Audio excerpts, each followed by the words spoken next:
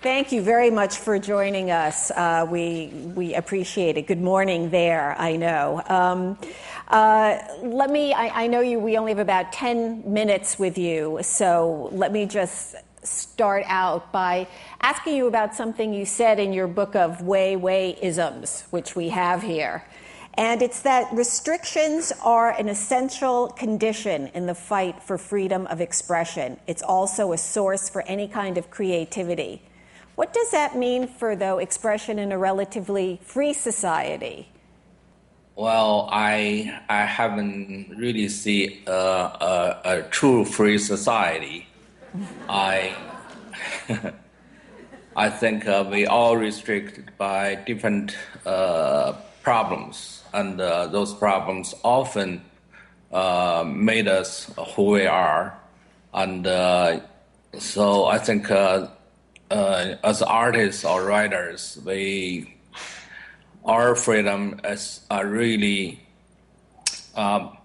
based on certain kind of issues or concerns which can make us have a more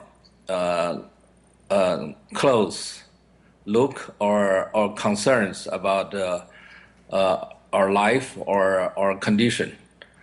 We were talking a little bit before about being able to separate art from politics. Is it possible to do that in a place like China, or is everything, or are the two inevitably really together? I think in China the condition is you have a state which basically has all its policy based on against individual rights or human rights. So I see so many writers, a poet, even just write a poetry or just a sentence has been put in jail, been trialed. Mm-hmm. I see so many young people daily because they put one tweet or just a retweet has been asking by police to go to having a tea to try to maintain this kind of so-called stability, but in the truth, fact is trying to harass them and also to scare them away. So how can this kind of society have any kind of real creativity without to react to this kind of censorship? You've mentioned after your detention how difficult it is to recover from that and how difficult it is not to be bitter. Do you feel that bitterness has affected your art? It affects me so much. It shows you such a condition you really has thought on humanity. You start to think what kind of world we live in. And, in many sense, it really destroys your belief. That's how the situation designed for. They're trying to create some kind of reality to make you believe that's normal, that can happen anytime, and it can happen as they will. So that's the message is sent out to the public and also to you. I mean, if you have any sense, you would believe that is true. So how can you, every day, constant struggle. If I walk on street, everything looks normal. China is developing, it's so fast and it's so amazing. People not necessarily unhappy if you see their face. But what's behind it is this very scary picture. Whoever, if raises question about those, those values,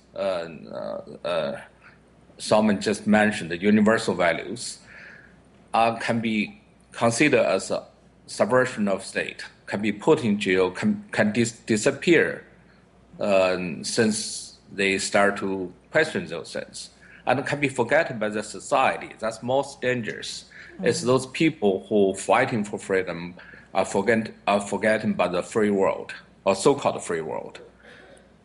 Well, you mentioned about people in China. Do you think that the younger generation in China understands what went on during the Cultural Revolution? And do you think they would be as acquiescent, go along with it as much as happened earlier?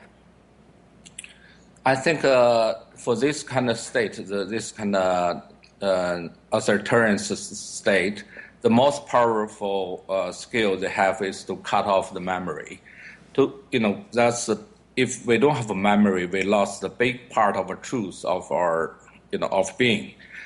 So most young people cannot talk about or have no information about what happened in the past during the Cultural Revolution, or even after at 89. It's quite fresh at that time. This television, so young people, they are in universities. They don't know what happened in 89, which is great danger because all those people who has been educated through universities, they don't know very basic facts about what happened to their parents, and their parents are even scared to tell people what happened. So when China start to asking so much or have fight with Japan to ask them to tell the truth, that's ridiculous because they never tell the truth to their children what happened in their own land. Let me ask you, are you in a situation now where you're able at least to continue doing your own art? I think then we have to still come back to the question or definition of what is art.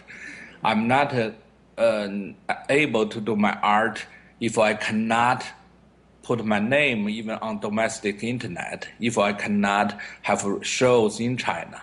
Yes, I'm still able to do my art with through technology, with this kind of Skype or on Twitter, or to show in the outside of China. But in China, if I want to have voice with the people who is familiar with me or want to hear my voice can never be heard.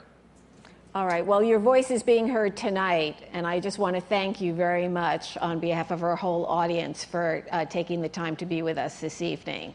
Thank you.